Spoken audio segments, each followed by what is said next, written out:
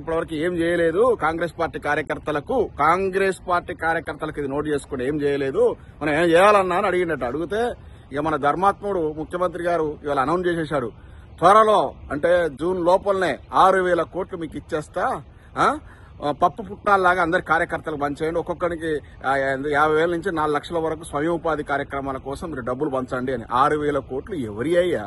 ప్రభుత్వ సొమ్ము, ఉద్యోగస్తులు పన్నులు కట్టినాయి, వ్యాపారస్తులు పన్నులు కట్టినాయి. ఇప్పుడు ఎల్ఆర్ఎస్ పేరుతో ఇవాళ చూస్తున్నా నేను, నోటీసులు వచ్చినాయి. మా స్నేహితులు పంపిరు, ఒక్కొక్కరికి 2 లక్షలు, 3 లక్షలు, 4 లక్షలు ఇంటి పన్ను చొప్పున ఇంటి పన్నులు అని చెప్తూ నోటీసులు పంపుతున్నారు. రక్తం పిండుతున్నారు ఒక్కొక్కరిని. మొత్తం వ్యవస్థలు మొత్తం నాశనం అయిపోయి అసలు మార్కెట్లో డబ్బు అనేది లేదు. మొత్తం ప్రజలంతా కూడా చాలా ఇబ్బందులు పడుతుంటే నువ్వు ఇప్పుడు 6,000 కోట్లు నీ కాంగ్రెస్ పార్టీ కార్యకర్తలు పంచుతావా? ఎవరబ్బడు సొమ్ము?